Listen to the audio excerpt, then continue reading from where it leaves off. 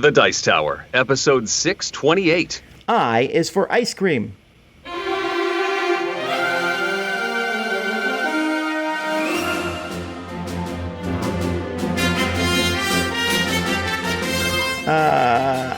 I actually think Ben & Jerry's is overrated. Do you know the best ice cream in the world that comes in a grocery store is Turkey Hill? But you'd have to be northeast. Oh, you are northeast. Yes. I mean, Turkey Hill is good stuff, and it's less expensive than the Ben & Jerry's, for sure. Ben & Jerry's is overpriced.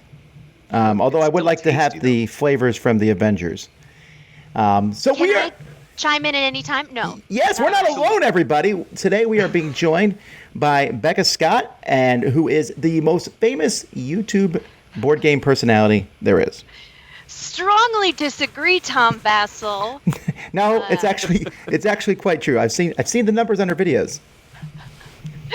Well, all credit due to Geek Sundry, and Tom & Jerry's is the best ice cream brand despite the expensiveness. They do it because they can. Also, they donate to charity and stuff, you know? True. Half-baked, best flavor. I like Tom & Jerry's ice cream, too. Did I say Tom & Jerry's? You did. But that's okay, because it just chases itself around and around in a circle. That's what we call it on the West Coast. Yeah, well, I would prefer... I'm really spoiled. I want ice cream that I can make myself. So I like the places that will make the ice cream for you. Cold Stone, etc. I want my own flavor. I hate Cold Stone. Well, it doesn't have to be Cold Stone. It can be like Cold Stone. Well, there was a reason why. It was my first job when I was 15. So you had to sing when people came in and gave you tips, right? Cold Stone, here at Cold Stone. Oh, yeah. We're a scooper duper family. I can hear the pain in your voice. Wait a minute. I didn't know that was a thing. Oh, yeah. They have to sing when they get tips and exact change sometimes, too. And when the franchise is open for the first time, they sing like twice as much. Yeah. There's no way. Dark times. The guy at my Cold Stone is such a grump. I'm going to tip him next time. Maybe that's why he is a grump. He doesn't want to tip. Right. He doesn't want your change because he knows what has to happen. So if he just, mad mugs everybody, gives him the dirty eye, then he never has to sing because he never gets tips. I am learning so much today about ice cream amazing. And so on and so forth. Folks, if you're joining us, welcome to the Dice Tower. I'm Tom Vassell. I think I already said that. I'm Eric Summerer. Yeah, it's confusing. But either way, we are here. We're a show about board games. I would like to personally invite you. Yes, you listener. No, not you, Eric. You're not invited. To Dice Tower East. Registration is now live, and you're welcome to come. It's many people have signed up, but there's still room for more, I hope, by the time this podcast goes live. And all you got to do to check it out is go to dicetowereast.com. I hope that there's no more room. Well, too sold out. We talk about this all the time, right? We want our cons to sell out, but not so fast that someone who finds out about them later can't come. Right. Exclusivity, Okay. It's really... I really hate when someone's like, did you hear about this great game? And then you're like, yeah, can you buy it? No. Absolutely. What is the proper sweet spot in selling out a convention? Is it a week? Is it a month? I think you want to sell 90% right away. And then that way you feel easy because the con is hopefully profitable at 90%. Okay. And then the last ticket sells the day before the con. That way nobody is missing out on wanting to come. Would you ever release them in tiers, like in bursts? Like there's 100 tickets that we don't open up till a month before, just so Tom Basil can have new friends that just got into board games at his cons. I thought about that. The way Board Game Geek, I don't know if they still do this, did the countdown tickets. Do you remember that, Eric? Oh, boy. That was a few years ago, right? Yeah, so what they did is they said, okay, you can sign up early, and we're going to start the tickets at $1,000, and every day it will go down by, I don't know, $50. Yep. And then you could buy it anytime you want it to, and then if you bought it, you were the first one in. And I was always curious, like, what was the highest price someone bought a ticket? That's a little evil, though. I love it. It's crazy, but you love it. Well, have you read the document, Eric? Okay. All right, so we're going to get going here, folks. We want to talk about board games. There is a gazillion board games, and Essen is around the corner. In fact, on our next show, we're going to be talking about Essen and everything, and so many games. But, before we jump into our games, actually, we should, for those people who don't know, who are listening, and there's probably 3 of them, who don't know who Becca Scott is, I wondered if you could tell a little bit about yourself. Yeah. Hi, I'm Becca Scott. I am the host of How to Play, the innovatively titled Geek Sundry How to Play show, as well as Game the Game, also innovatively titled because we game games. So there's a playthrough show and a How to Play show, and we don't cover nearly as much as the Dice Tower does, but we try. We do what we can.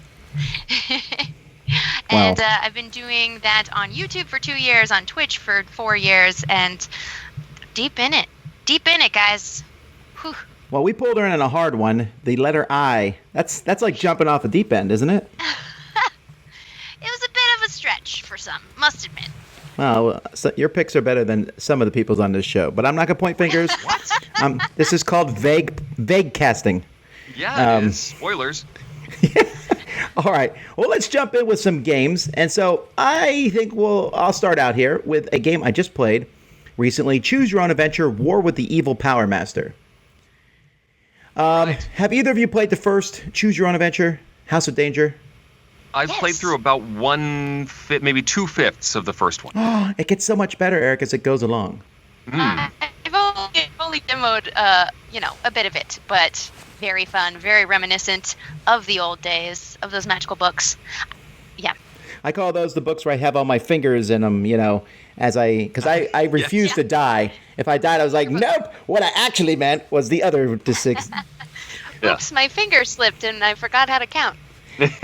So the way these work, folks, is they're Choose Your Own Adventure games. And in this particular one, you are fighting the evil Power Master who is doing something very evil. I know this because this is the actual script of this. I actually struggled with this a bit because I know that these are cheesy. The first one was cheesy. This one's cheesy, but this one knows it's cheesy.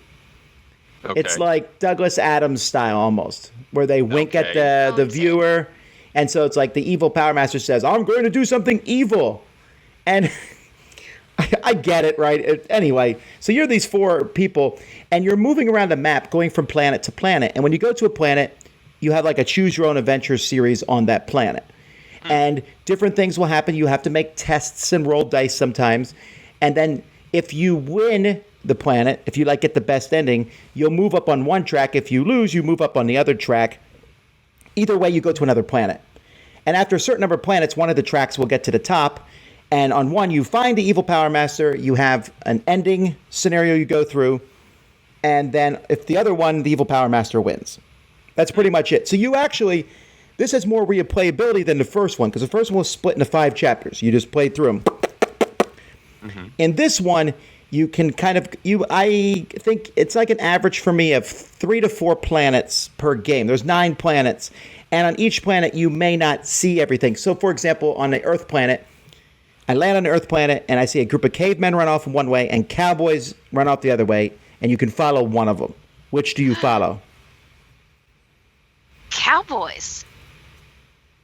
Yeah, sure. Cowboys. Okay, so I followed the cavemen, and but when I was done with my very successful scenario, I went back and followed the cowboys. I went through and played all the different things, and I feel like there's more variety in this one, and it's a shorter game than the first one. It's still silly fun. It's still rolling dice. You can still have a horrible dice rolling and lose, just like the books. But I like the first one better because the first chapter was kind of a little interesting. Then it got crazier and crazier, and it was just insane by the end.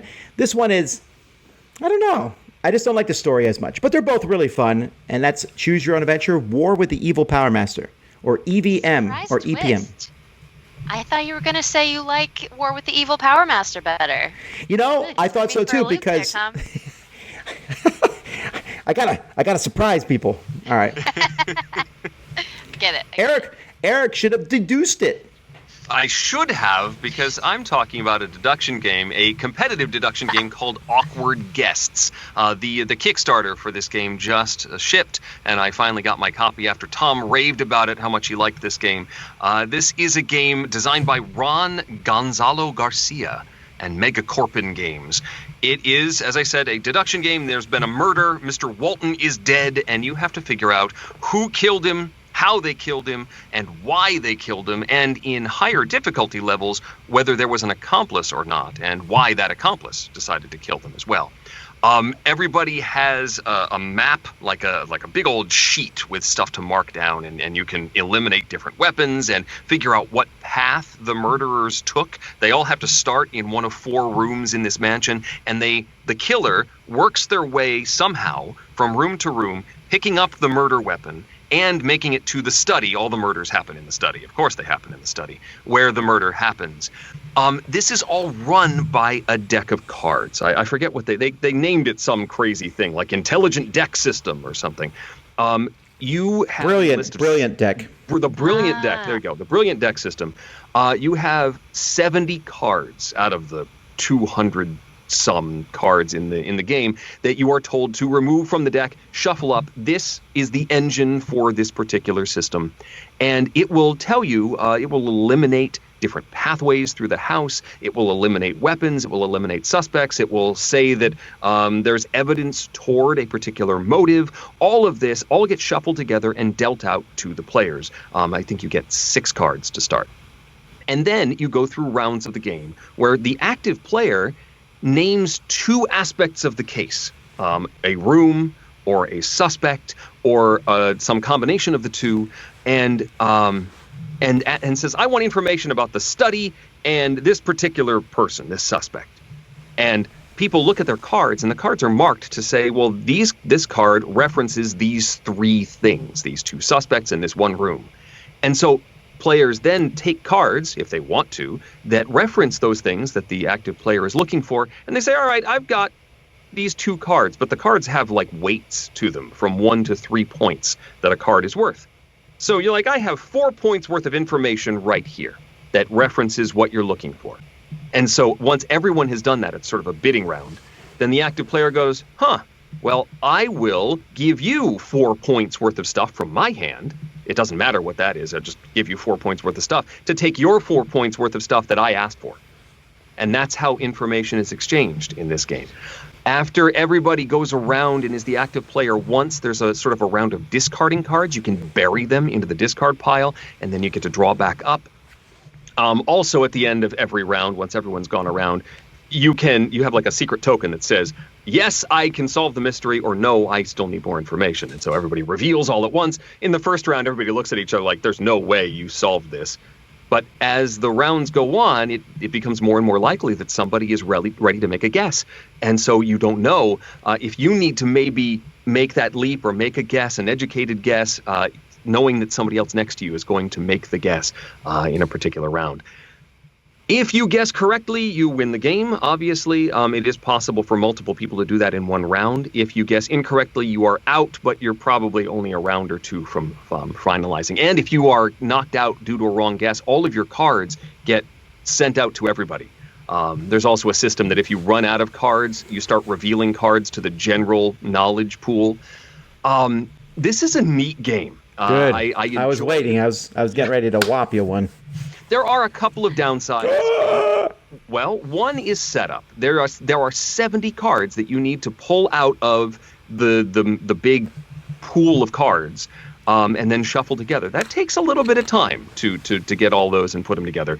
Also, depending on what style of deduction game you like, the information that you get when you ask for something, you don't really know what you're going to get when you make an information exchange. You could be getting cards you've seen already. You could be getting a card that is fantastic and is exactly the information you're looking for, and you don't really know, even though you're trying to focus on a particular aspect of the investigation. You aren't sure what you're going to get, and you may end up getting the same card that you traded to somebody else 2 turns but then you ago. never trade with that person again. In this game, and every game you play with them forever. Forever. They're dead to you. It is possible that a card that you give to, say, if I give one to Tom, Tom trades with Becca. and then I trade with Becca, and she gives me the card, not even knowing that it came from me. You're supposed to watch that stuff. Oh my goodness, I can't pay attention. I'm trying to figure out my map. Anyway, I still now, really like it. Do you take side notes when you play? Yeah. I couldn't, a lot of these games are all about the note-taking system, and this game really does, it guides you in how you should be marking on your sheet. Cross off this path on the map, or cross off this set of weapons. But it doesn't, there's that extra level of, I got this card from this person, or this person is interested in these two things. I did not go that leap, and I don't know if it's useful to do so with this game. Still, I liked Awkward Guests, and it is a thumbs up. I'm looking forward to playing it with family. This is still my favorite deduction game at this point. I really like it. I like the theme of it is so strong. This is the clue killer, easily.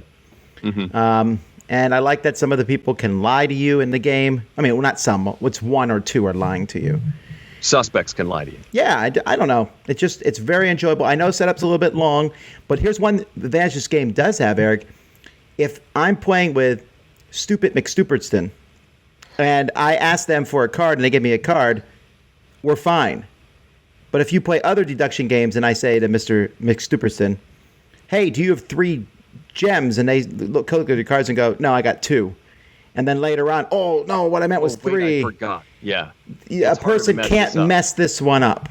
All the information is in the deck. And yes. So, yeah, okay. Wait, what about Stuper McStuperson? I don't understand. So they could give away too much information by not knowing what to withhold? Well, like in say, Sleuth, which I think is what Tom was referencing, it's possible by asking a question that somebody answers incorrectly by mistake, that can just ruin a deduction game because you're making decisions based on their answer that are no longer valid. Dumb McStuperson. Yes. Yeah, well, I mean, it's not necessarily McStupertson's fault. It also, I feel bad for his parents for naming him such things. But I've actually lost track of what we were talking about. I got too caught up in the guy's name. I'm sorry. Excellent. So definitely leaps and bounds above Clue, you'd say? I'll never play Clue again. But I already said that before I played this.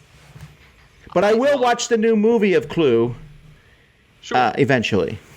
Yes. Best board game related film that will ever be made or has been made in the past. No, they're making a new one. Yeah, they are. Gross. Well, it might be good. It might be good. It doesn't make the old one bad. It's true. There's no more Tim Curry. There can be no more Clue.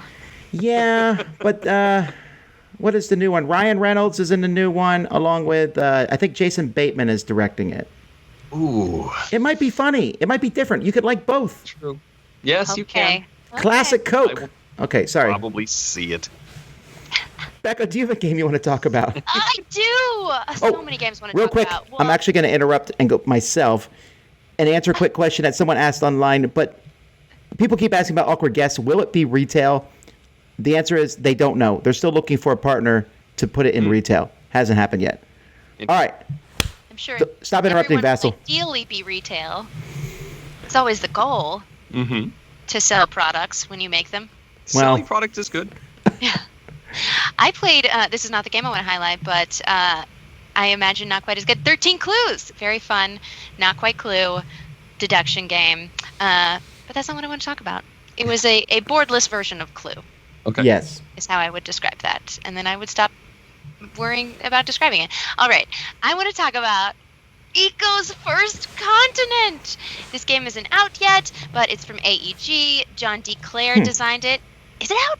I don't know. I guess I haven't really paid attention. In the next month or so, and it's early October now.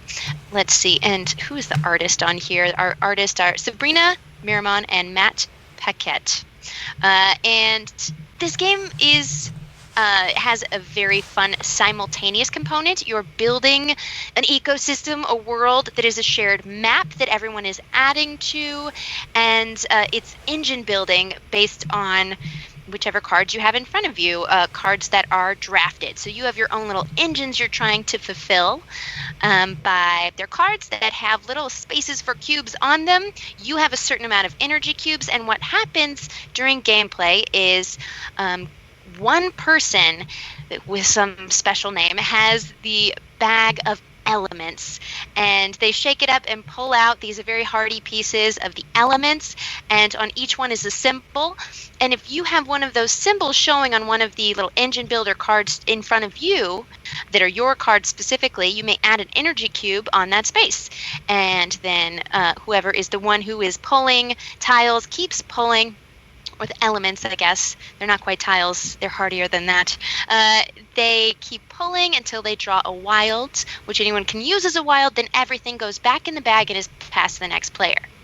Now, anytime a player fills up all of the empty cube spaces on one of the cards in front of them, they get to do the action listed on that card. So I had a blast playing this game. The world that you're creating together, I love anything where you're working with your opponents to create a map, like I'm thinking Carcassonne, anything like that. I like to cooperatively build a map while competitively destroying other people. and there's these charming little animal tiles. So it has sort of like there's savanna and grassland and water, and they all have ecosystems. And sometimes you score when you filled up your card based on, for example, how many trees are in the biggest tree ecosystem or something like that. And I found it very satisfying. Also very satisfying to beat John DeClaire by a large amount of points at his own game. You know, we should keep like track of these, but I'm always suspicious when I beat a designer at their game. Like, did they want me to like it? Are they doing it on purpose? Yeah. Although I don't think John would do that, though. I think John would try to crush you. He does, very much so. That's why it's so satisfying. I got to play this at Dice Tower Retreat, and I love the bingo aspect when you complete one of your tiles, your cards, and you yell "Ecos!" Yeah. And then you get to like activate in turn order, so which can also matter depending on how you're changing the landscape, and because some of these, when you activate the card, that's the scoring opportunity that you're taking at that moment. But I like that sort of simultaneous draw, and everyone's sort of like, all I need is this one symbol, and I can get this great thing to happen as long as you don't do that thing first. I really did like it, although I was really excited to be the start player, and the first tile I pulled was the wild tile. No. Which then ends the round and you hand the bag to somebody else. Isn't that disappointing, though? If you wait for like someone else to pull 20 tiles and then you pull one and you're done? I pulled one tile. Yes. I still like the game a lot. It doesn't actually even matter who pulls the tile. No, it doesn't. Although I guess you're the start player, so as far as things activating, you would trigger first. True. Oh. Good point. It does matter in that case. It does. Although there are only a few pieces of your engine that could cause you to take away from the board. Typically, it's just adding to the board. But sometimes it's, if this is the only animal within this particular habitat, and then someone else on their turn activates and adds an animal, then yeah, I guess that could be a detriment. Or someone eats all of the wildebeests before you have a chance to score them. That happens too. One thing I really do like about this game is I feel that they did a good job at the beginning giving you different starter sets of cards, because it's so overwhelming. And one of my things, a personal pet peeve is a game when I give you, it's the first time you played and it says give everyone 8 cards, discard 3 of them, and everyone's like, well, we don't know which ones to get rid of. This is this is based a really on powerful card. what? Yeah, and then I'm like, all right, so okay, I'm going to teach the game, and then we'll decide what cards to discard. I love when it just says, if it's your first time, take this set. And this game actually has multiple sets mixed together. It's really neat. Yeah. And what I forgot to mention, I didn't do this because it was my first time playing, but on subsequent plays, you can choose to draft the starting set of cards that becomes your engine. And didn't do that, but because my engine was already so perfectly set within my starter set. Alrighty, well, those are some games we've been playing, folks. Before we jump into other stuff, I don't often get to talk to people who also record game playthroughs. It happens with a lot of people, but there's a lot that goes into it, and so I almost want to whine about it, but it's a whining session. Now, okay, so for example, when Eric shows up to game in front of people, he just shows up in games, then he disappears. But there's a in the puff of smoke. It's actually not that far from the truth. Well, he has to stock up on smoke bombs beforehand. Very expensive. Yeah. But I wanted to talk a little bit about maybe things that people don't know behind the scenes, or at least things that people don't think about when they watch a game playthrough, because for me, it's a fun experience, but it also can be frustrating sometimes. For example, every time I play a game, someone will point out at so-and-so in the video, you could have won had you done this. Oh, that doesn't happen to you? You always win, I guess. Me? I just heard the sigh of despair coming from Becca.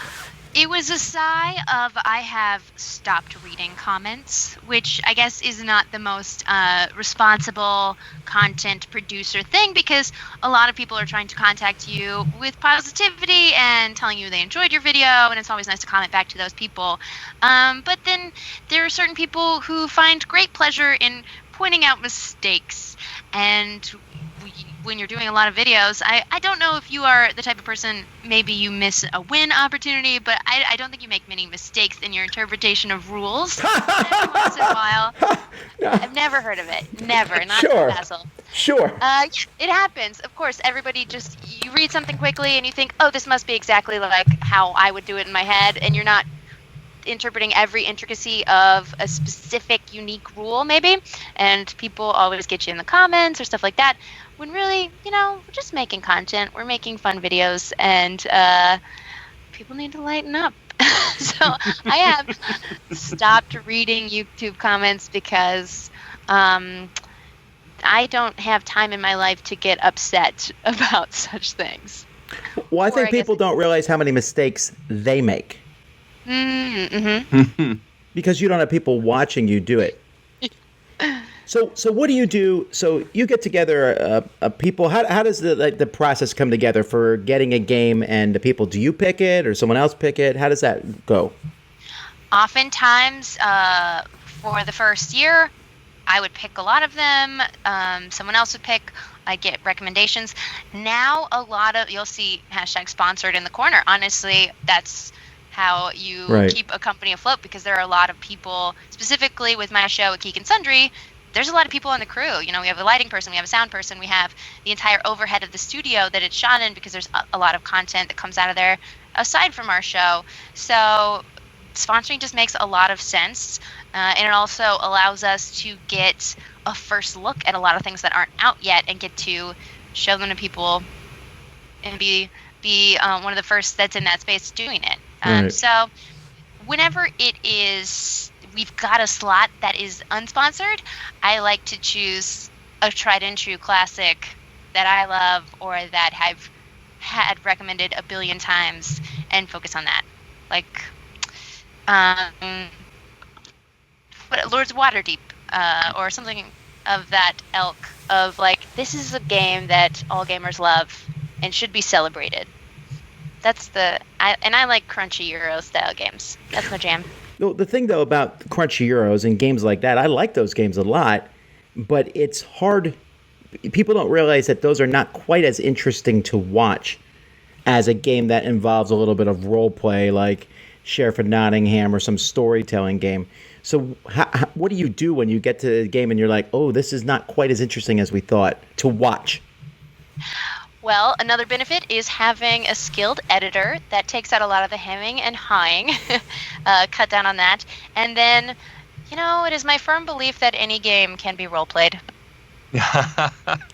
And all games deserve voices and a character, even if there is not a character card to go along with it. So bringing on funny people is important. I think that helps. We like to bring people back that just bring a lot of fun and joy everywhere they go, and add that to the games. I found that while every game can be role-played, not every group can be. Every once in a while, I've met a new group of people, and I play some game, and I'll be like, I will crush you! And they look at me like, sir, this is Russian railroads. I'm like, yeah, okay, sorry. I'll go back in my shell. But I think... say it in a Russian accent. Do you have to constantly remind yourself that you're being recorded? Sometimes... Like, there's that dreaded dead air where people are thinking about a move and everyone's just sitting there staring, waiting for them to go. I think when people like try and fill the silence, it's like, we'll cut out your silence. But if you're just like, ooh, let me think about this, well, I've been thinking for a long time and my decision is, then you've drawn it out and we cannot cut around it. So think silently and say, okay, I've been thinking about it and I'm going to do this. So we like to give people little tips and tricks beforehand. Number one being no crosstalk. And you say that, and it never happens. But that's when people talk over each other because, once again, can't cut around it. Edit around that. Do you find that you have to, or that you are trying to explain your moves more instead of just saying, I'm going to do this? Do you find that you're trying to say, well, I'm worried about this, so I don't want to worry about you, so I will do now this? Do you feel like you're explaining your moves more? Absolutely. So that's another tip I give before we start rolling. No crosstalk. Just make decisions. Don't worry about whether they're the right one and think for a million years about it. Just do something. And then number 3 being pretend it's a podcast. Pretend, because people might be multitasking if they kind of have this video on in the background. Some people give their full attention. Some people have it on as like a companion while they're at work. Right. So if they're not looking, they have no idea what you're talking about. Right. So I narrate everything. And then I do that when I play a game at home and there is no recording. I still describe everything I'm doing in detail because, I think you've got to...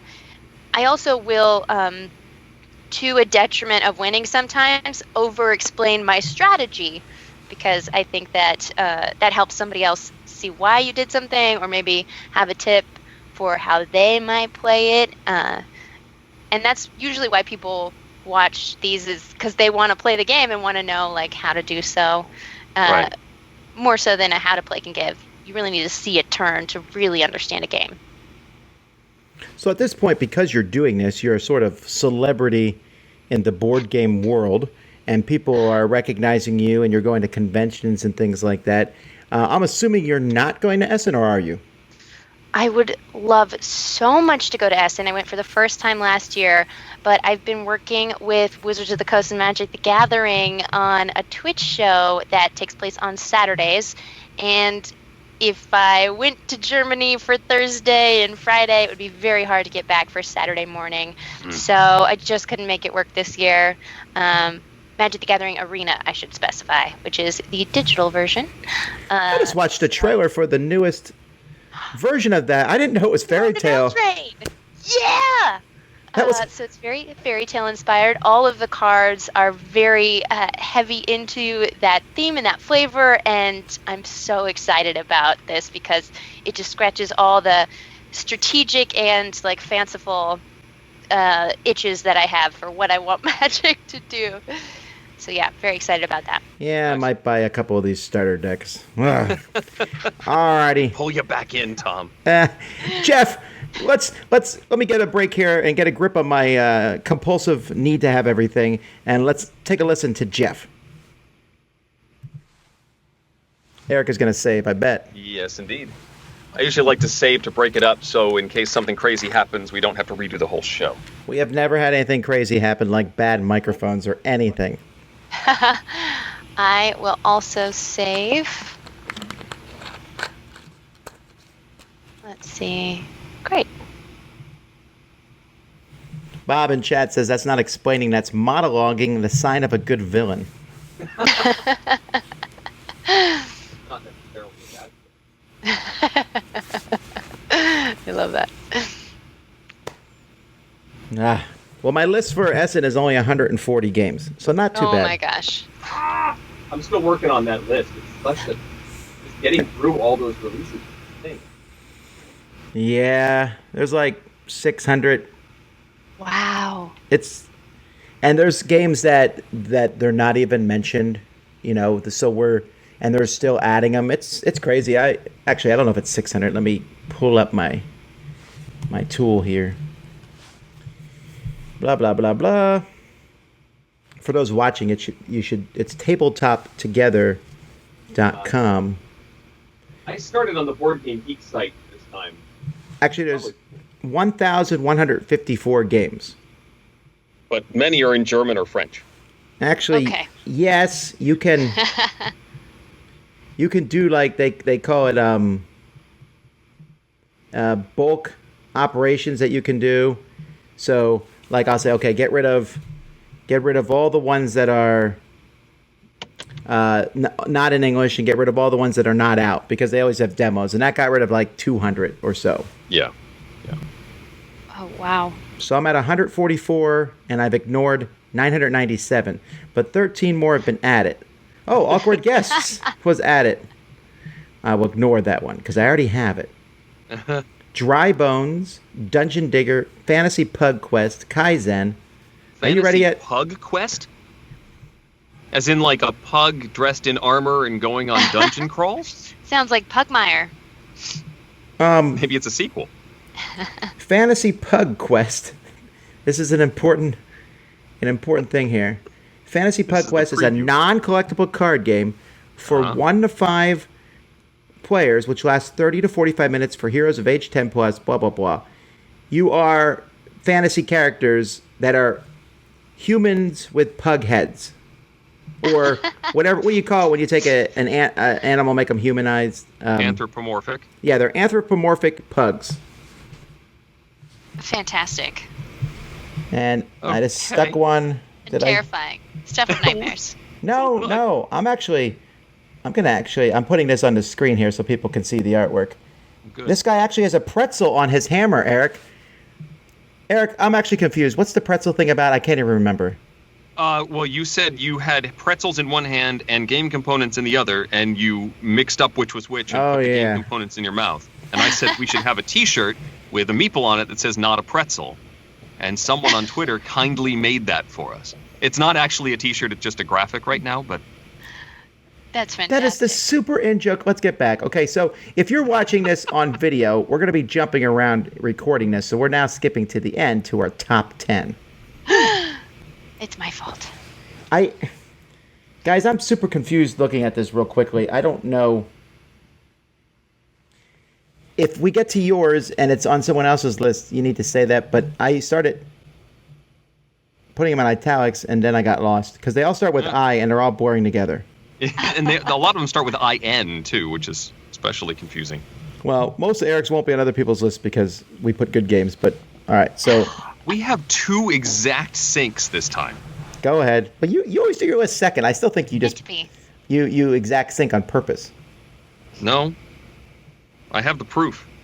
All right. Hard copy. Go ahead. Everyone's recording? Is everyone recording? I am. Yes. I'm not happy with this. Let's listen real quick. Tappa. Okay. All right, folks. We're now doing a top 10 list that's games that start with I as we continue on our trek. And I thought I might be the first list that was challenging. Am I correct?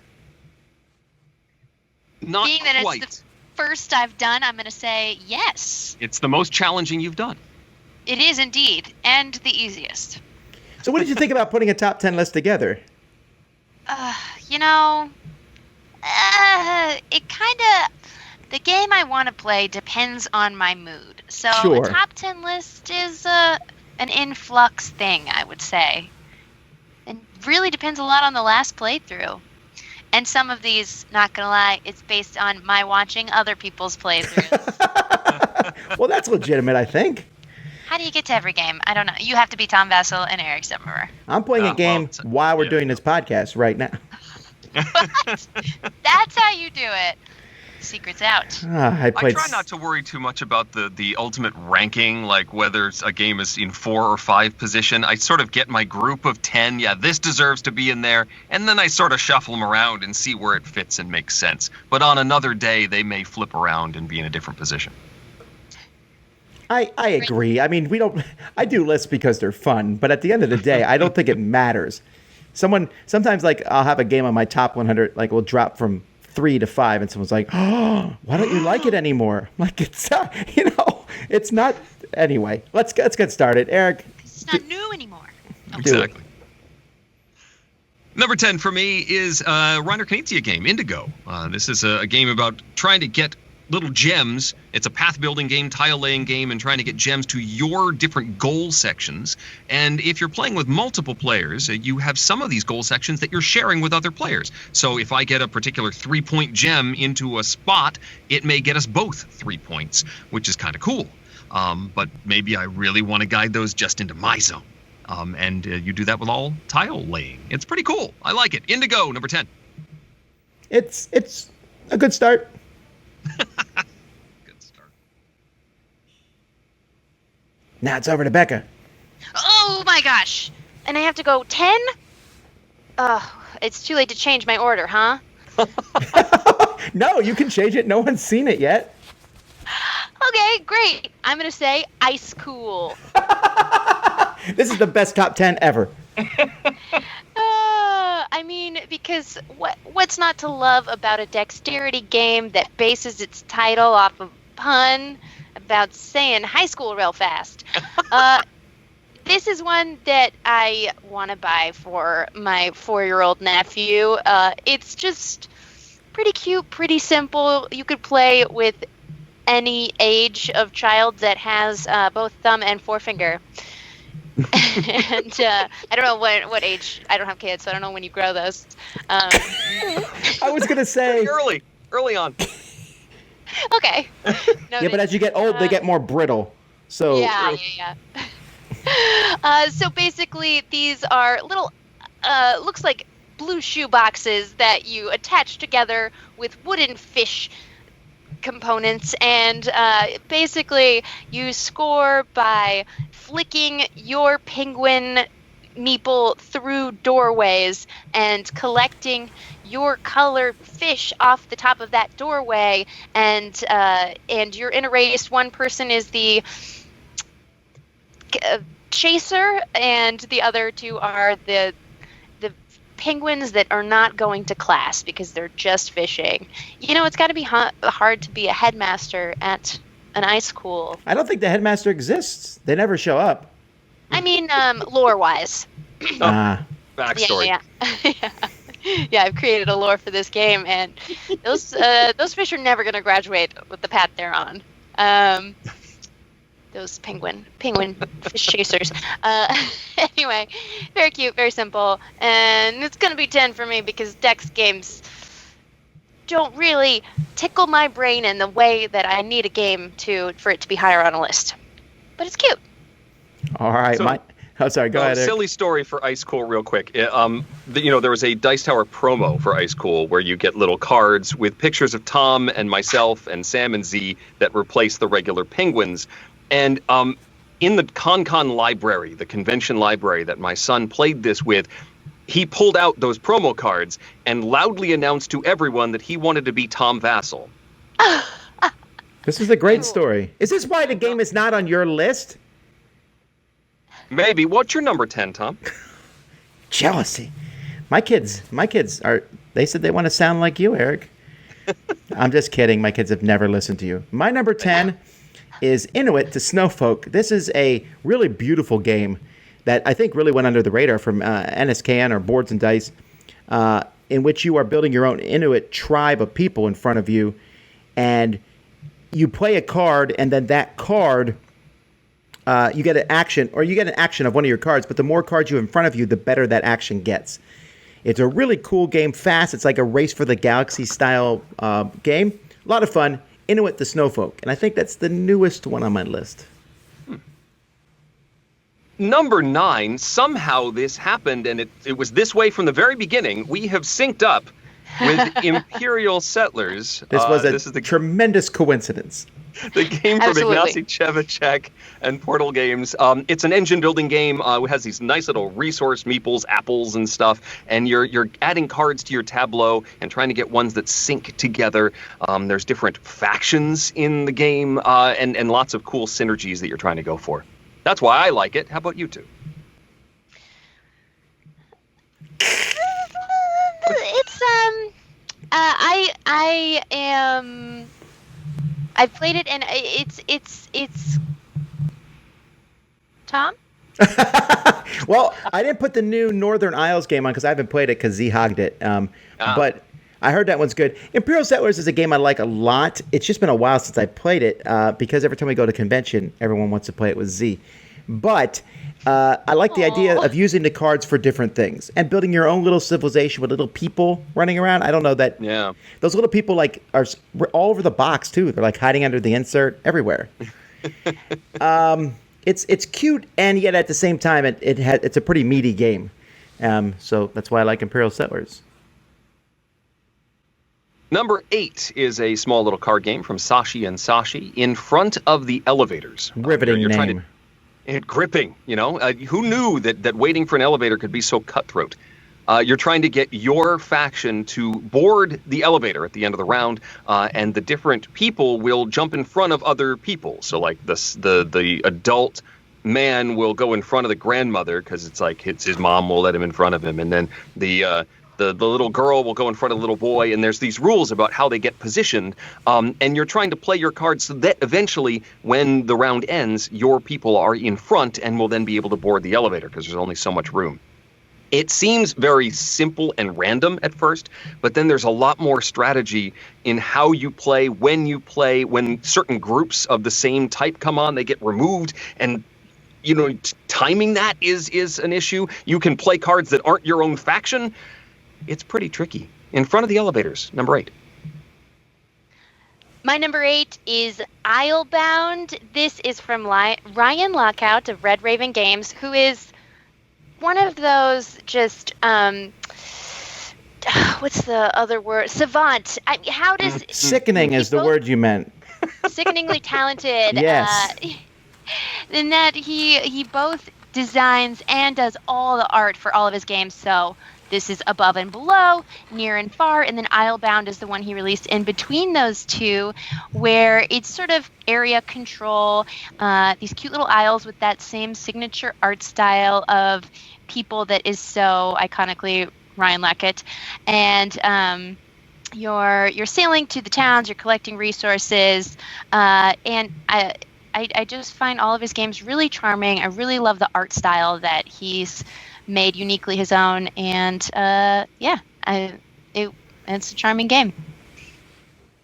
My number 9 is number 8. My number 8 is number 8. It's higher on Eric's list, but once again I misjudged the number.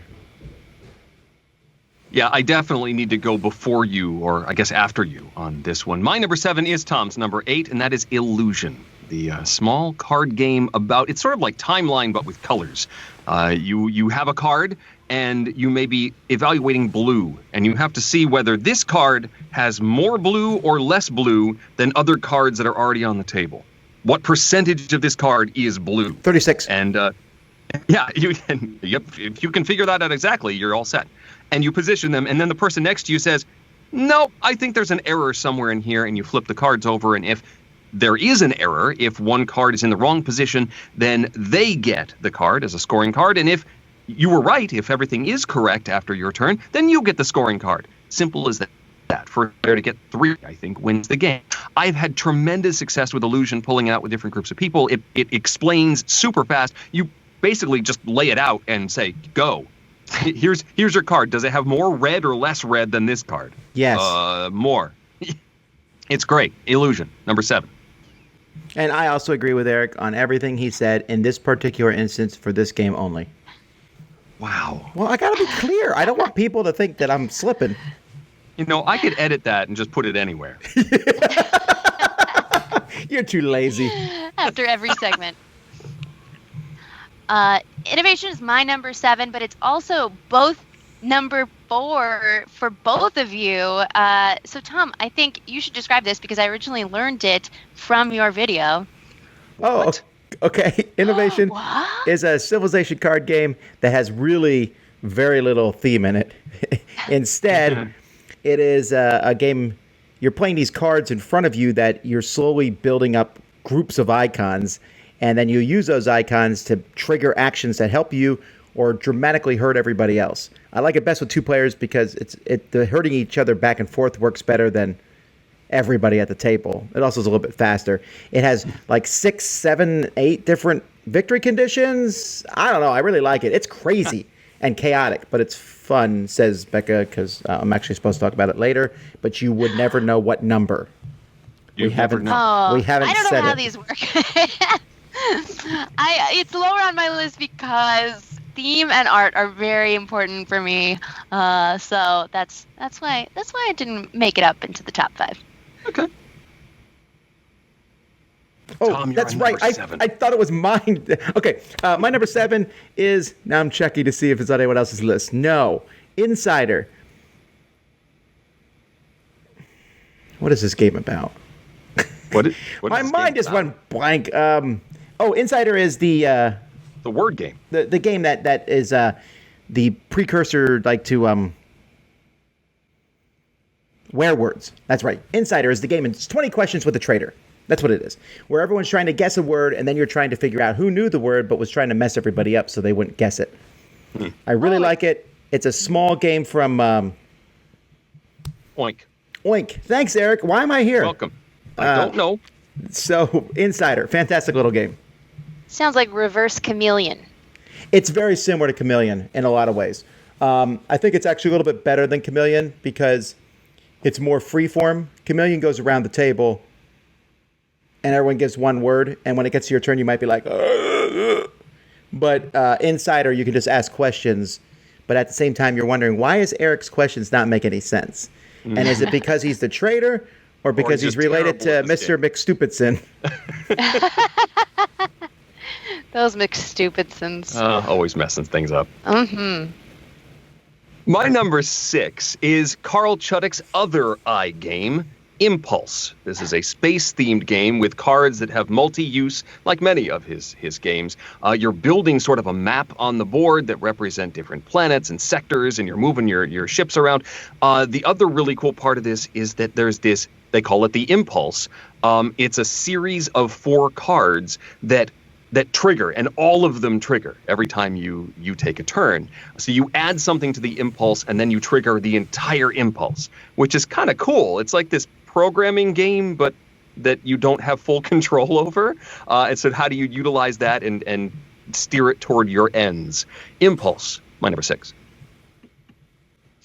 I don't like Impulse. Oh. I'm adding color. Is there a why? Or just because? No. It's actually made by the same person who made Innovation, right? So it has a lot of similarities. It just felt a little too wonk. I don't know. It didn't jive like Innovation did. I can't really explain it. I never reviewed it because I didn't feel I had played it enough to give it a solid negative review or even positive, but I didn't like it enough to go back to it. So well, I don't want to spoil anything, but Innovation may be higher on my list. Good. I'm in suspense. All right, my number 6 is It, Evil Below from the Op. This is based on the film. Look, the letter I is hard. I actually don't typically love cooperative games, but this one made it on the list for me because so this is Pennywise the Clown, of course, best villain of all time, is terrifying us, our Losers Club. We are the Losers Club. Each of us plays as a different kid, and we are on our turn moving around attempting to dilute this deck of monster cards, Pennywise cards, by putting in random Losers Club objects into it, and we move towards destroying Pennywise each time we are able to fight him and move along the Losers Club power or confidence track until Pennywise is destroyed. Like many cooperative games, it has the temptation of quarterbacking, but really just the theme is so strong. I actually felt a little spooked out when you fight Pennywise. You flip from the deck that you've diluted as much as you can to try and flip certain combinations that are on a separate set of cards, and you have to complete those face-up combinations in order to progress on the track. So, yeah, It, Evil Below. Yeah. I was going to ask if this actually did feel scary. Did you get that tension? Very much so. Pennywise is terrifying, and when you are trying, you flip a shower cap, and you flip an inhaler, and then you flip a terrifying Pennywise that pops balloons and children are abducted. It's very scary. It worked for me. I'm not playing this game. Listen, so my wife and I, we walk every morning at 6 o'clock. We get up and we take a quick walk so that I get less fat. And it's like 30 minutes walk, and it's in the dark nowadays because it's just dark at 6. And one of our neighbors has this blow-up Pennywise on their lawn. What? And its eyes follow you as you walk. What? So for Halloween or all the time? No, I think it's for Halloween. It would be pretty weird if it was all the time, I think. No, they got lights that flow in their house. It says things that float, and it shows a balloon, a boat, and a ghost. I don't know. There must anyway. But today it was knocked over, the clown, and I was glad. I didn't knock it over. I would not. Well, no, I would not. Did your wife? No. She would yell at me for knocking it over. But I didn't, just to be clear. All right, my number 6 is Incorporated, which looks super boring all the way through the rules explanation. It's actually a pretty good game. It's a game in which you control this mega corporation, which controls whole countries. These things don't exist, of course not. But in this game, you're trying to control the resources of various countries all over the earth, and yet you're almost like it's kind of like you're a corporation and Illuminati at the same time. But there's some really good strategic decisions and some strong negotiation between the players. But you would need to have a very specific group of people to get past the extremely boring theme and cover and get into the game. But once you do, it's really fun. That's Incorporated. That's a terrible name, too. Tom, did you bump anything by chance in your setup? No, why? I'm hearing much more fan than I used to. Got it. I'll check. Do you want to pause for a second while you're looking? Yeah, hang on one second. Thank you for the information. Yep. It just suddenly got very loud. I can still hear you. I can still hear the fan as well.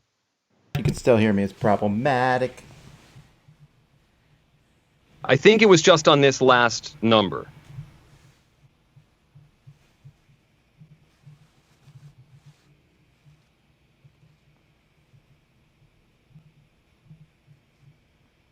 Our last episode, Becca, had a lot of fan noise, and we're trying to make sure we prevent that. How's it sound now? Now it sounds great. It. All right. So I need to do Incorporated again? Okay. Let's do that. My number 6 is Incorporated. Blah, blah, blah, blah, blah, blah. No, okay. Hang on. My number 6 is Incorporated. Boring name, boring theme, boring box cover. In this game, you are some mega corporation mixed with Illuminati, controlling, whole countries, actually, their resources and all sorts of things. I don't know. You're probably bad guys. I think. But the game itself is a pretty strong economic and negotiation game. Works really well. Very intertwined stuff going on. I like it a lot. It's just that I don't know how many people would enjoy the game. I wouldn't recommend it to... Well, Eric likes boring games, but boring-looking games. No, you do like boring-looking games, Eric, and I'll tell you why. Because today, we got roads and boats in the mail to open it up, to put into the Dice Tower Library, which will be at Dice Tower East. You should come to Dice Tower East. Right. But when we opened it up, I could not believe, A, how bad the pieces looked. B, there was 600 million of them, and I might be under-exaggerating. There are a lot, but they don't look necessarily that pretty, no. Under-exaggerating is a great phrase. Well, I'm known for my grammar. All right, so Incorporated, my number 6. Number 5, I suspect, is one of the reasons Tom's been bad-mouthing my list for the past hour or so, and that's Imperial. Amazing game. Amazing picker. Mac Gert's rondel game, where your actions are determined by this rondel. You can move a certain number on of spaces on the rondel. You are in charge at the very beginning of one or more factions on the board, and by moving around the rondel, you can add factories to the board, you can add military pieces to the board, you can tax your people, and you can take kickbacks and earn money for yourself. However, it's also a stock game, and so you can buy shares in the other countries, taking control from the people who started out with them, and possibly you might not have any at the beginning, but by investing wisely, you may be able to still score many points at the end of the game, and wrestle control back at an opportune moment in Imperial, my number 5. All right, my number 5 is Imhotep. This is a charming little game where you're all trying to be the best builder in Egypt. It's pretty simple to explain over 6 rounds. All you need to do is 1 action per turn. You're either procuring new stones for, the building of pyramids and whatnot. You're putting those stones on the boat. You're bringing a boat to one of a modular board pieces to build an obelisk or a pyramid or other things, and other players are also competing to put their stones there first. And it's really simple to explain, really simple to play, pretty quick, and just really rich in theme. Something that seems to be a trend in my list. Nice. So that's my number 5 is Imhotep. I still haven't played the dual version of this. I'd like to. I haven't played either. You haven't played the original one? No, it's Cosmos, right? Yeah, you got to play it, Eric. Yeah, I missed it on the cycle that it came out, and I haven't had a chance to play it. My number 5 is Indulgence. It is a fantastic trick-taking game. It is a reprint of an older one from Restoration Games. Rob Daviau kind of redid it to some degree. I really like it. I like a trick-taking game in which you can shoot the moon and try to accomplish a certain goal. That's the whole point of this game. Well, I always try to shoot the moon in hearts, and I think it's happened once, maybe. But in this game, you can try to do that, and you're trying to do it a lot, and it's a lot of fun. In fact, you can try to shoot the moon in like 3 different things, and if you get them all, you win the whole game straight up. I've never seen it happen. Yeah, never. One time it almost happened by 1 card, but somebody beat me. I don't remember who it was. Was it you, Eric? It wasn't, no. Okay. I would hold a grudge, but apparently I forgot who I'm holding a grudge against. It's just a general grudge. Yep. Indulgence is a great game. It was probably my number 11 on the list. Oh, yeah, Becca, we always say number 11 for any game we forgot to put on our list. Yep, that's how it works. Perfect. Number 3, speaking of splatter games, is Indonesia. Wait, are we skipping number 4 because it was spoiled? Oh, no. Number 4 for me, surprise, is Innovation. What? Me too. Tom, I know. A great game. I love the splaying aspect and how 1 card might not be that great at first, but when you splay it vertically or horizontally, it can do some cool stuff and add more symbols to your board, which lets you attack Tom. The point of any game. Yes. I can't even argue. My number 4 is Istanbul by Rudiger Dorn with Pegasus Spiel. And this game is a modular board. You are leading your merchant and 4 assistants around the different locations. You have to very much plan ahead because you can't do anything without having an assistant behind that you have to leave behind. So then you have to move back to that location in order to pick the assistant back up later. And I like it's sort of like a pick up and deliver style of game, and it's really beautiful. And that's my number 4 is Istanbul. It was once Constantinople. Yes. You know, Eric, in my review of that, I said, why they changed it, I can't say. And then some guy's like, you need to learn more history before you do your reviews.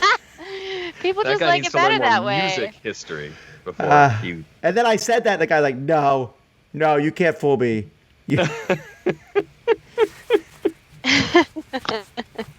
Number 3, speaking of splatter games, is Indonesia. This game is so ugly. Well, I'm willing to look past that. The system on this is terrific. This is also a pick up and deliver game where you're trying to produce different commodities with your farms, grow those farms, sort of carve out map space, board position for those farms, make them bigger, deliver all that stuff to various locations, and those cities will grow as they get more stuff. and also owning the shipping lanes that are making those deliveries and hopefully earning more money than your opponents. It is a mathy game, which is a little tricky, so certainly on the heavier side here, but I still love Indonesia, my number 3. My number 3, I'm doing my Eric voice, is Isle of Skye. Subtitle is From Chieftain to King. They've got a few expansions for this game, but this one is a tile-laying game where, reminiscent of my favorite game of all time, Carcassonne, I know, call me basic, don't care. And you are, in each round, before you're placing your new tiles on your tableau, you have to first buy them from another player. And the way you do that is you draw tiles and you place 2 of them in front of you. You place a bid on how much those are worth for someone to buy them from you, and you have to do that based on money you have available. So people may or may not buy your specific tiles, then add them to their tableau, and you get to take the money that they pay you. But if everybody thinks you priced your tiles too expensive, then you just have to buy them for yourself that turn and not earn any real money. So that is Isle of Skye. It's a blast. I like it, just not as much as Carcassonne. And I know they're different games, but they scratch the same itch for me.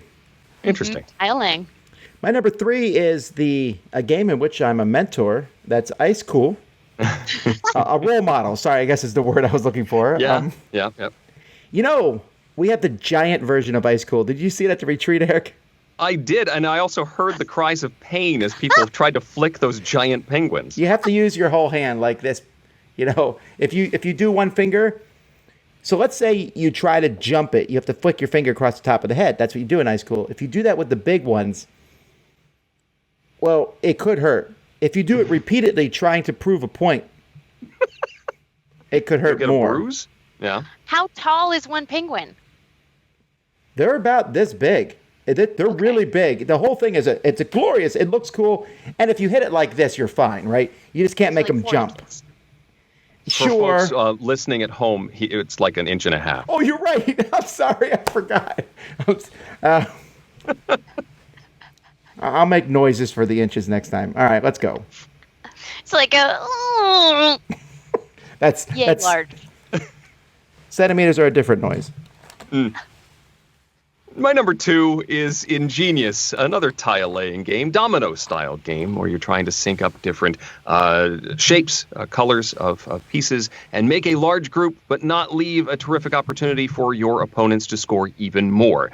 It also has that Reiner Knizia scoring aspect where your lowest score, your least powerful color, is your ultimate score at the end of the game. So you have to build at least somewhat evenly in order to maximize your score. I love Ingenious. It's my number 2. It's an excellent game. My number 2 is Imperium, Twilight 4th Edition. Mwah, ha, ha, ha. It's only number 2 because I thought it would be incorrect to put sort of a joke but real answer as number 1, even though Twilight Imperium is my number 1 game.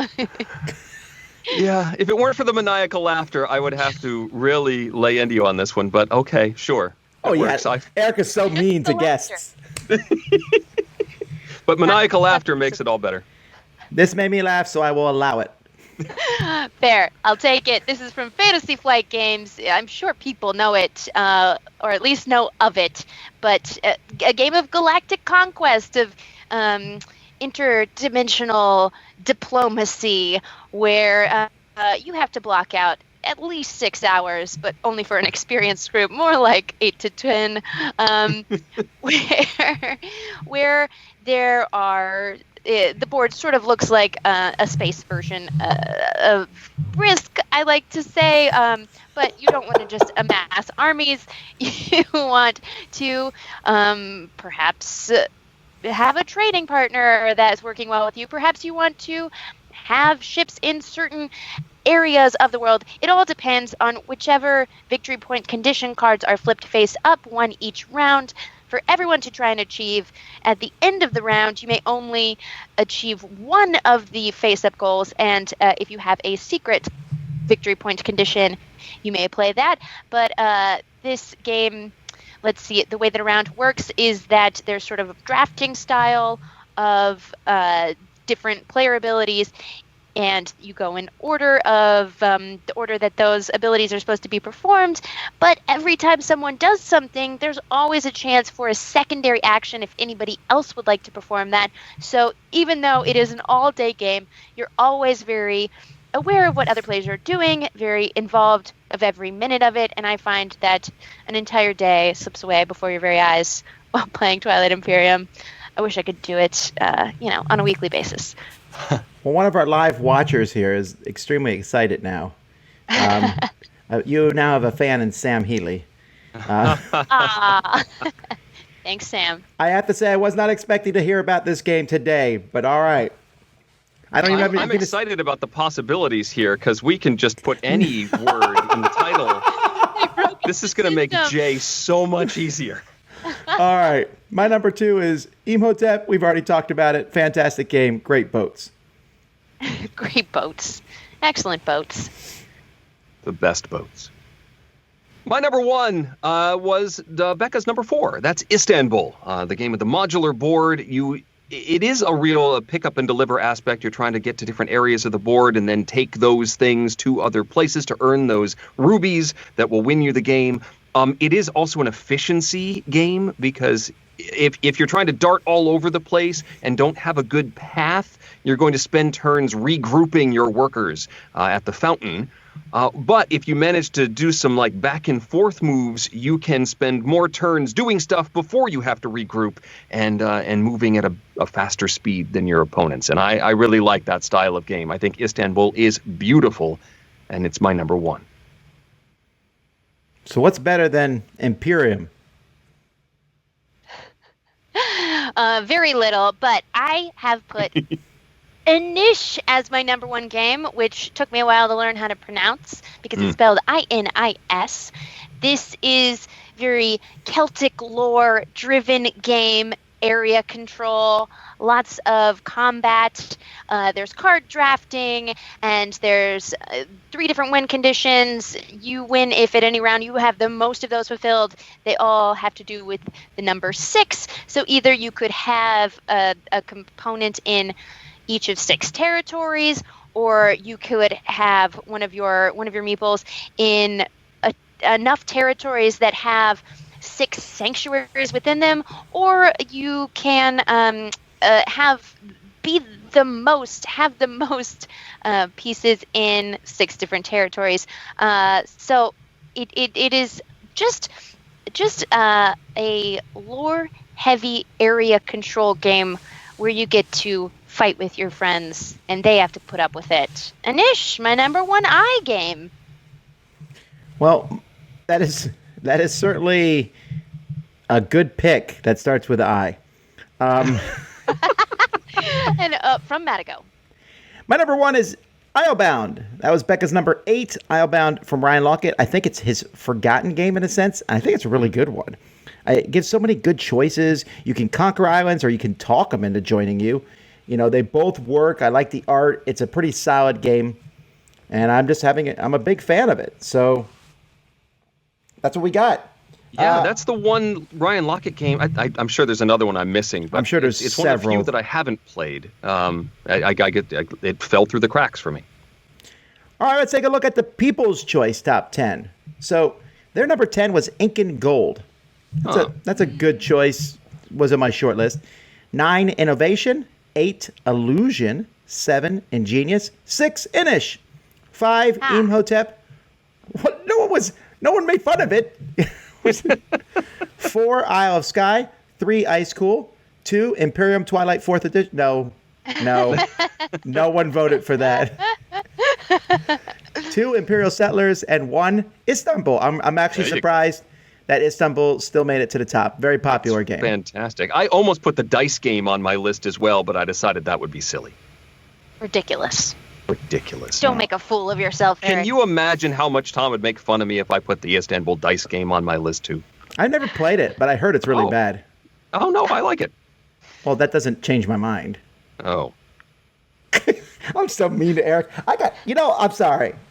See, Sam and Z are mean to me all day long. and then I come and take it out on He Eric. takes it out on me. I kick the dog. Now, I'm not calling Eric a dog. He becomes the bully. I'm just kidding. Eric is the man who keeps his dog grounded. Hey, that's our top 10 eyes. Check out our website. Join our Facebook group. All kinds of stuff to talk to us and tell us where we're wrong. Becca, thanks so much for coming on the show today. We really appreciate it. I got to do my first top 10. Thanks so much for having me, Tom and Eric. You bet. This has been fun. An absolute blast. Yeah, so where can people find you if they want to go see your stuff you're doing? At the Becca Scott on all platforms. Find me there. You can find me on Geek and Sundry's Twitch channel, on Magic, their Twitch channel, and anywhere on the internet. Google me. Alrighty, well, until next time then, I'm Tom Vassell. Becca can go next. I'm Becca Scott. And I'm Eric Summerer. And you've been listening to The Dice Tower.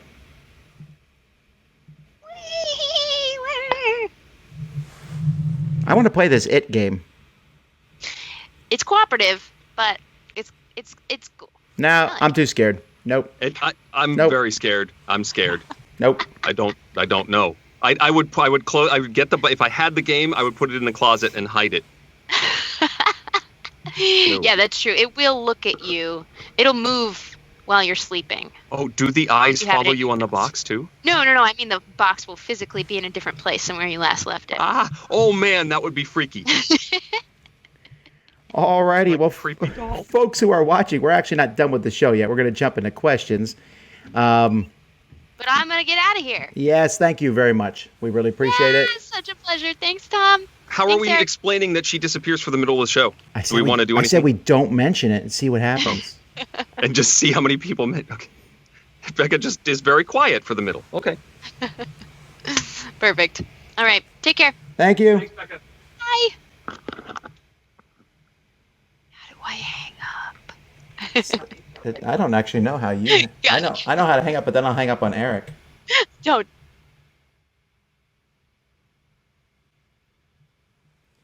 Oh, now it's just me and Eric. Alrighty, folks. Now we're gonna do questions. Everything's all boring now. Becca added that extra level of excitement. Now. I'm just gonna answer Imperium Twilight 4 to every question. For those watching, we're not done yet. People are like, thanks. See you next week. Well, if they just joined in the middle, it looks like the show was over. Sam says Becca won the list by far. Oh, great. Well, I didn't know we were being ranked. We used to do that. We don't do that anymore. No, we will rank ourselves to see how much we match the people. Right, which is how We you stopped doing it because it was such a devastating defeat for you. win. What? I think there were times I won. Once or twice. Jumping to questions. So, Becca, we'll just do questions and you can come back later, right? Okay. Bye. All right, so our first question is from Skip. Skip says he was on vacation, stopped Hampton. at a small local game store, and they had Bruges. This is great. It was very expensive to find us out of print, so he bought it, and then he took it home and opened it. This is not a tale of horror, but it sounds like it should be. It does. It's beginning to sound like one, yeah? Then he's opened it. There was none of the punch boards. He was missing Like none? Zero. That's a lot of stuff to be missing. So he reached out to Z-Man Asmodee customer service to see if they have the parts. They said the game's out of print. They no longer carry them, and they recommend that he purchase another copy of the game from the secondary market, which is $100. So his question is, what obligation do game publishers have to support their games in terms of manufacturing issues? He says he understands that they don't have components anymore, it's out of print, but he found their unwillingness to attempt to do anything and instead say, if I want tokens, go and buy more, to be disappointing. And he's not even sure what he wants Asmodee to do, but he feels like they should have offered something for the fact that their product did not come complete. Am I being unreasonable? I'm going to say yes. But let me explain. First of all, Please explain. if there was nothing in the game, I'm suspecting that you got a reshrinked copy from the store. Maybe. But secondly, I don't think Asmodee ever made the game. I'm pretty sure Bruges was made by Z-Man when it was owned by either Z-Man or not Plan B, but or Philosophia. Philosophia. I don't think Bruges has been in print since it's been bought. I might be wrong or not, but I think that's the case. In which case they wouldn't have these. But let's say they did, okay, for argument purposes. And the game's out of print. Should they carry tokens for games that are out of print? I think there's a reasonable time to not do it, and I think we're at that reasonable time, right? I don't know. Yeah.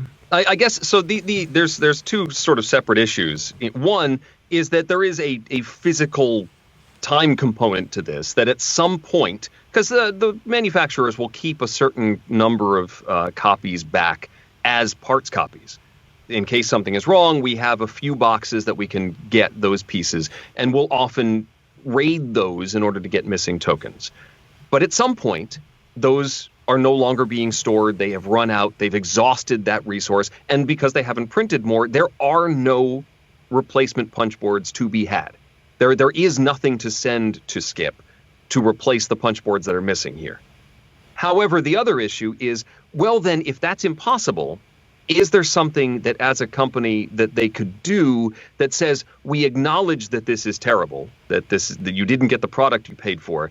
Here is $20 off our online store. Here is a coupon for a percentage off of one game. Is there something that acknowledges that something screwed up along the way that is at least a token acknowledgement of an error? And I think Skip's not unreasonable looking for something along those lines. Yeah, I don't know, though. What if I've seen people buy used games from other people, then get mad there's a component missing and demand it from the publisher too? And yeah, and Asmodee Z-Man has no way of knowing that that's not the case. It is. I understand that it's a slippery slope. That if you just take everybody's claim as all right, we need to replace this, that can get very expensive. But on the other hand, if it was a brand new copy, it was supposed to be a complete game. I wonder if he were to return this. Skip was on vacation, so he can't immediately go back to this store. But if he were to return it to the store, would the store as a retailer have anything that they could do to say, this is a defective product? We need to get... I mean, there's probably a statute of limitations on that, too. But the distributor might be able to argue that this was a defective product and therefore get a refund. I don't disagree. Yeah. Which means I agree. Aha. Justin has recently been venturing down the rabbit hole that is the board gaming hobby and is continuing to get sucked in more and more. He's got two questions. My resume as a gamer, he says, isn't necessarily anything to shake a stick at. So what advice would you have for trying to find and get accepted into a new gaming group? Let's tackle that one first before we Oh, man, okay. I'm sorry. I was not following on properly there. You jumped a couple sentences. Be nice. You'll have to feel out how that gaming group works, right? Mm-hmm. I've seen some people say, I brought a game every time and no one ever wants to play it. And, they're like at a Euro game group and they've been bringing King of Tokyo. Or the group wants to play King of Tokyo and whatever, and they're bringing Roads and Boats. And they're having a hard time getting people to play it. Yeah, you gotta kind of feel them out. To be accepted, you probably are going to want to play what they play. You're not going to convert the group. Right. It's sometimes good to get the feel of the room and jump in on games first before you insist on setting up your own. I find that helps a lot. But the public groups are always a better way to start than trying to break into a, like the larger the group is, the easier it will be to jump in and find a smaller table that you're happy with. Yeah, and for finding a group, Meetup, Facebook are my two first things, and Board Game Geek. I would look at all three of those. Second question from Justin. I enjoy your conversations about conventions, and it seems like they're always awesome experiences for people who have a passion for gaming. I personally have never been to one, but as a resident of Connecticut, and after hearing Eric specifically talk about his local convention, ConCon, I would love to hear your opinions on how to go about attending your first convention. things to look for, do's and don'ts, what to bring, etc. I kind of like the idea of going to one of the smaller ones first, as your first gaming experience, because you're going to have usually more open gaming opportunities. You don't have quite the crush of retail that you'll have at one of the big ones. You certainly wouldn't have to travel as far. And same advice for the game group. Sort of arrive and see what the vibe is like, see what people are playing, look at the website for the convention, what scheduled games are being played. That will give you a good sense of what the culture of the group is. And then jump into a game. And that's actually a great way to find local friends that you may be able to follow to a game group. We actually had some people that went to ConCon and went on to visit game groups elsewhere in the state. So it's certainly something to look at and a good opportunity to make some friends. Eric said a lot of good things, and that's really the truth of it. I would recommend that too. I'd recommend starting with anyone that starts with Dice Tower, but I know that I've been saying that a lot. I mean it, but a small con, you have a local con in your region, that's a really good place. Really, I met people. I feel like I'm pretty active in my area. I have a gaming group in my area. People, it's pretty easy to find me, right? And yet I'll go to a convention and meet someone who are like, oh yeah, they'll mention they live like 3 streets down from me. I'm like, what? What? Yeah. That's always amazing to me. Yeah. Dean says that he stopped buying games before he sees reviews for them, since he's been burned on some Kickstarter projects. But some of his game purchases have been duds. They got good reviews, but they were average. And his friend said, watch the full playthrough on YouTube before buying. And he said, why should I spend 2 hours before buying something? And you don't get many chances to play the games before you buy them. But it's true, he says, I keep buying games that other people just don't work for me and my group. How much time do you expect to spend learning about a game before you buy it? That's a good question. I tend not to need a full playthrough.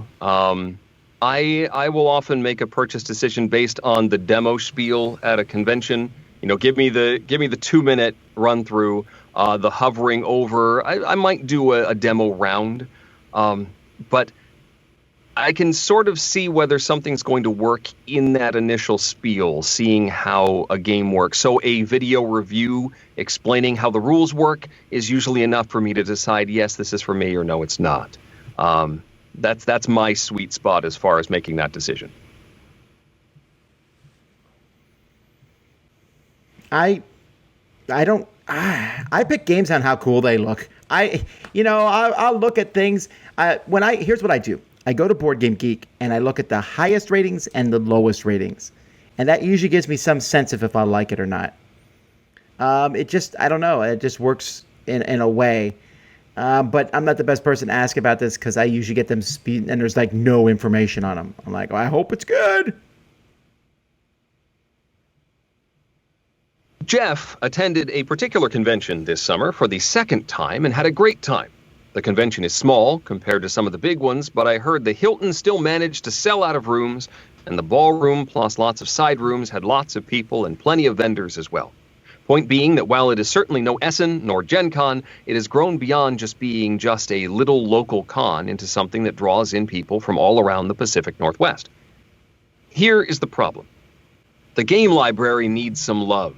It is comprised of games from a local club library. Now, I don't expect anything near close to, say, the Dice Tower library, but for this size convention, I feel like they should have a reasonable selection of games to check out.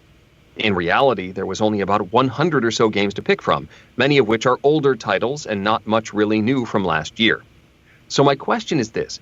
While I wish I had the funds to personally go out and buy a bunch of games to donate to the library, I certainly don't. Do you think it is appropriate to contact publishers and ask for donation copies of games to be sent to the library? How else could we support the convention and get their game library some love outside of a few people spending a fortune to just buy a bunch of games to donate? This is tricky. For, local conventions, the library is often a club library or even a personal library of the convention organizer, and sometimes just transporting that library is the limiting factor for how many games are actually at the convention.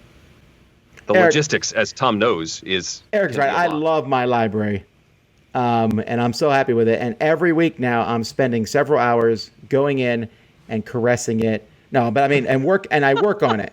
I open up the boxes, make sure the pieces are correct, and fix them and put it in order. And I'm like lovingly caring for this collection.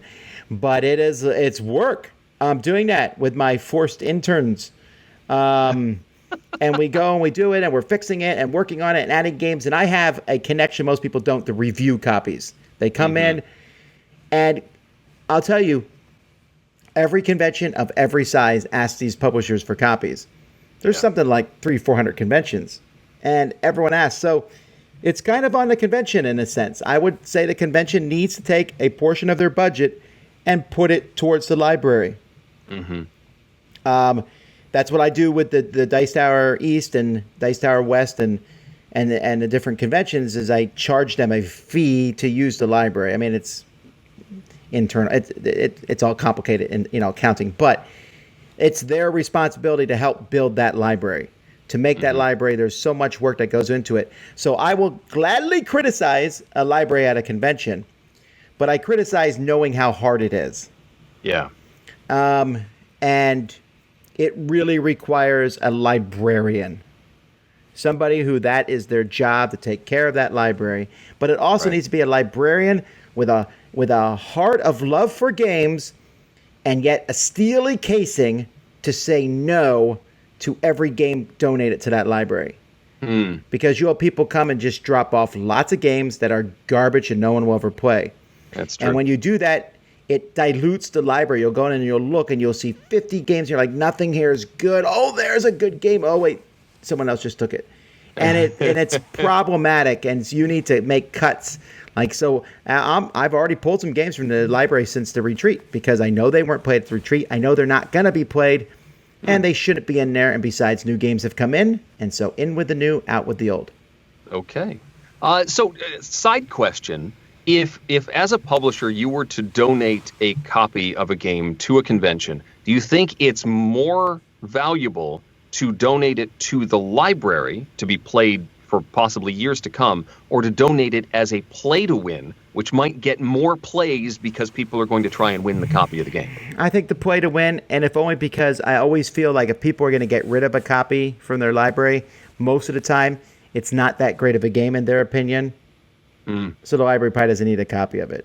I might be wrong on that, right? But I would ask the library what they want. I think when you donate to a library, you need to give it to them, no strings attached. Like, you can have this, but you must put it here. No. You need to. They need to be able to get rid of it if they want to.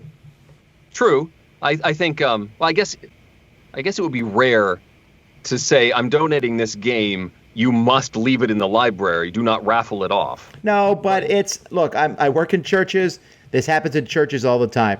So when I first started working in a church, this was 25 years ago, and they had a library there of books, not of games. That'd be awesome, but they did. It was books. And I was like, there's like the 1950 records of the Southern Baptist Convention in April of, Jacksonville. Why is this even in here? No one's ever going to read this. And so I went to the pastor. I said, look, I'll do everything. I'll clean out the whole library. I will donate 100 of my own books. We'll put it in here. We'll make it beautiful and people can come. And he said, yes, you can do all that. But when you throw the books away, you need to put them in bags that are black so no one can see them and make sure they get into the trash dump without anyone seeing what you're doing. Because if anyone who may have possibly donated one of those old garbagey books, they will throw a fit. And it's the truth. Hallelujah. It happens, and it happens everywhere. That's why I'm saying no strings attached, because you'll give it, and then later on you'll be like, you walk by like, wait, where's that game I donated to the library? Did they get rid of my copy of Redneckopoly? The nerve. Eric's laughing, but this happens for sure. No, I hear you.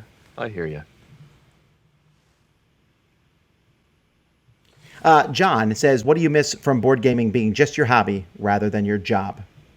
And it's not Eric's job, but we'll pretend it is for this purpose. Sure. I guess being able to do repeat plays of back catalog stuff. There is the pressure to play new stuff for content purposes. And while I can play the old stuff and introduce it to new people, and I love doing that, it's harder to really do the deep dive on stuff I enjoy, at least in short term. That doesn't bother me because I was going to do that anyway.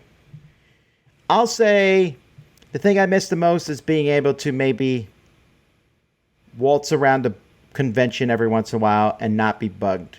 No, that sounds terrible. And I don't mean that, especially since I specifically say, come by and say hi to me. And I really mean that. But every once in a while, I would like to just, or maybe meet some people for the first time. Oh, I love when I play a game with someone and one of my, they'll be like, oh, what do you do? And I'm like, oh, well, I review board games. They're like, what? That's cool. But they look at it as something cool and they don't think anything else about it. Yeah.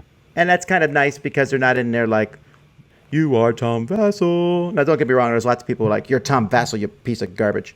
Okay. But I'll tell you what, this is the most minor things. I love my job. The only other thing is I see the business side of the hobby a lot more. Mm.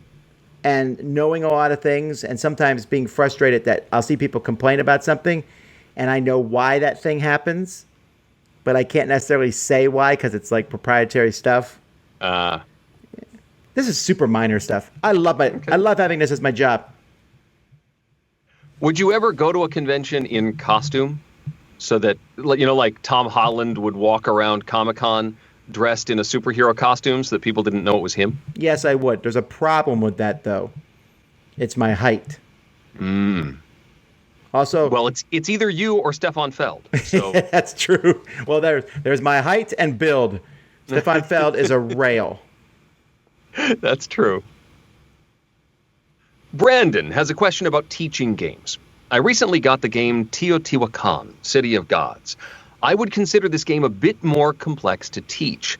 I tend towards the side of give as much info up front as possible and refresh as needed throughout the game. However, there are many people that consider this information overload and cannot retain it. How would you suggest teaching a game of that weight without front-loading all the information? This is it's tough to give general rules for something this heavy because it all depends on the game. There are some games, and I think Teotihuacan is one that fits here because there are some action spaces that work similarly. They may be different resources, but they all kind of work the same way in the way you allocate your workers and then do stuff. You can explain all of those as a group, and then it's less information. It's like all three of these do this.